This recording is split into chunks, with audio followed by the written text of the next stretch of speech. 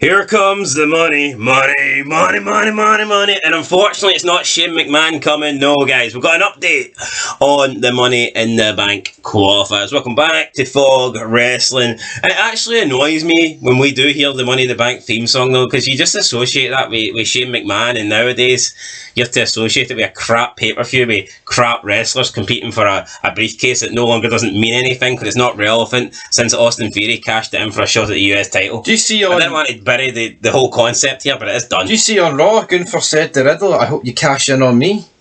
Yeah, I did see that. I mean, we need to get away from that, right? I thought the Austin Theory on United States title cash-in, that was solely because Raw didn't have a World Championship. Now that they both have a World Championship each, why the hell would you be cashing in on an IC champ? But I think that's done. I think the Money in the Bank's over. I think it's ruined. I don't think you can recover for that. See, once you do something, you're fucked. Exactly. And I'm not saying that they can't never do it again and we can try and forget about it, but deep down, you're always going to look back and go, why did Austin Theory cash it? Wouldn't you rather take a chance against Roman Reigns when he's at his weakest moment and try and become the guy to end it all? But no, he's going to cash in against Seth freaking... What a pish. Or was it Bobby Lashley? Who cares? What we care about, though, is this year, 2023. Oh, I care so much. Money in the Bank. Can you feel it? Can you feel the money?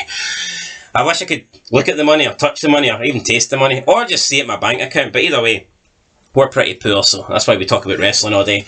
Oh yeah, I love it. I'm desperate for the fuse, as that wee troll would say, Sirius. That's why I make these vids. I'm desperate for the fuse. Here, you know what? See if you're desperate for the fuse, you'd be on here kissing and wrestling's ass, because that's who gets the most views, let's be real. But exactly. We hate wrestling, we don't have ass to kiss. You stick in your mom's basement, Sirius, alright? We ain't joining the Vince McMahon Kiss the WWE ass club, because let's be honest, it sucked. You know, I would have joined it back in the 2000s, like, you know, or the 90s when it was good, but... Bend it over, funny man. I ain't kissing anyone's ass now. Anyway, let's get into what this video is all about. It is the Money in the Bank qualifiers. Now, we've seen on SmackDown 2 new participants qualify for the men and women's matches respectively. We had LA Knight defeating Montez Ford for the men's one, and then we had Selena Vega defeating Lacey Evans to advance into the women's. Quick thoughts on those guys, by the way, qualified? Well, I reviewed the show, and I feel like the right people won.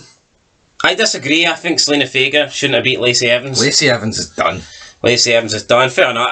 Her return has been a bit poor. When did she return? Was that her first match? Oh, well, she turns up and disappears again. It's kind of like a Bray Wyatt thing, you know? Well, that's why he gave it to Vega, right? She had a match in Puerto Rico. This ain't in Puerto Rico, it's in the UK, and no one gives a shit about it in the UK, so it's like... Well, no one cares about Lacey Evans anyway.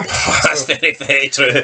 And on Raw, we had Nakamura defeating Bronson Reed and Ricochet defeating The Miz. What's your thoughts on those two? Apart from the fact that, I mean, The Miz was never going to win. It's so obvious that Ricochet's a match Ricochet's always going to be in, because you can do flips, man. I thought the other one could have went either way. LA Knight? No, Nakamura, Bronson Reed. I feel like they might have put a big guy in, but that's Bronson Reed buried. Yeah, I mean, a monster push, and now he just feels like another guy in the roster. But anyway, right, so far in the men's, we have LA Knight, Nakamura, and Ricochet, and in the women's, we only have Selena Vega. But that's going to change, because next week on Raw and SmackDown, we have more Money in the Bank qualifiers. Starting with SmackDown, it was announced that we're going to have Santos Escobar versus Mustafa Ali, Baron Corbin versus Butch, Bayley versus Mia Yim, and Io Sky versus Shotzi. What do you make of those four matches? Now, I remember watching wrestling when Money in the Bank was filled with legit fucking main eventers, if not main eventers, guys that were like upper mid-card. Look at the quality that was in the first couple of Money in the Bank matches. Holy crap. Well, you're like Chris Jericho, Chris Benoit, fucking Kane, Christian. You've got legit main eventers. Edge. Well, and look at these people now. Butch, who, when's he last won a match versus Baron Corbin, a free agent who never got picked? I thought Baron Corbin, last time we seen him when he was on NXT, and now he's trying to win a Money in the Bank briefcase. What's your thought? What's he doing in NXT though? Free agent. Oh, it's like, yeah. But I'm not going to rant on this because I say it every single video, but they tried to make you believe that Brock Lesnar was a free agent because he's Brock Lesnar, he's a star, and he's got these privileges of being able to turn up on whatever show he wants. But then they also give the bums, like Baron Corbin, Dolph Ziggler, Mustafa Ali, they give them free. So what is it? Exactly. It's free agent because you're such a star, you get to pick and choose. Or so it's either they make it like free agent's a good thing for those guys, but for Corbin it's a bum thing because he wasn't picked. What is it? What's it going to be? It just devalues Brock Lesnar's status because a bunch of other guys fucking have it. Remember Austin back in the day? Oh, Austin can pick whatever brand he wants. Imagine it says here Austin and Tajiri and Crash Hall, they can pick whatever brand they want. That would have just devalued Austin's legendary status of being able to pick. But anyway, what's your thoughts on those matches? We'll quickly go through. I won't be tuning in, and when I review them, it will just be the result. No, but do you not agree? Like the quality and the participants and the money. I'll tell you what, right? We spoke about how it's embarrassing that they competed for the US title. You can actually see why they competed for the US title and why maybe they're hinting at the winner cashing in on Gunther because these are not main event worthy people. Well, that's the problem WWE's got. Listen, there's not enough main eventers. Escobar, Mustafa Ali, Baron Corbin, Butch. How does one of them win and beat Roman? Let's pretend, forget about Seth Rollins and his fake world title. How does one of them beat Roman Reigns? Well, they don't. Escobar, Ali, Corbin, Butch. Not. Two of those guys are going to be in this Money in the Bank. It's not even believable that one of those would beat Gunther. Or Rollins. Fucking nowhere near. Or even fucking Theory. Aye, fuck. Can they beat the 24/7 champion most of these guys? And that's not, I wouldn't give any of these guys. I'd say none of these guys beat Carmelo Hayes. There you go. So Corbin might be feuding against him though. Yeah, we'll see what happens. There's quickly. I'm going to give my predictions. I'm going to say Escobar to beat. I don't know. I'm going Ali. Actually, I'm going Escobar because Ricochet's in the match. You know what? They don't need Ali. I'm going Escobar and Butch. I'm going Butch too. Because Barry Corbin's shite. Escobar and Butch. And on the women's side, you got Bayley versus Mia Yim and Io Sky versus Shotzi. I'm going with the two Damage Control members, Bayley and Io Sky. I think there could be a spot at Money in the Bank where maybe Bayley cost Io Sky has it won, and Bayley is like, I'm not having this. Great wee storyline that. Well, that's who I'm going for. Who are you going for? Aye, well, I'm going with Io Sky. And what's the other one? Io Sky versus Shotzi. I'm going Io Sky. And Bayley versus Mia Yim. Aye, yeah. Aye.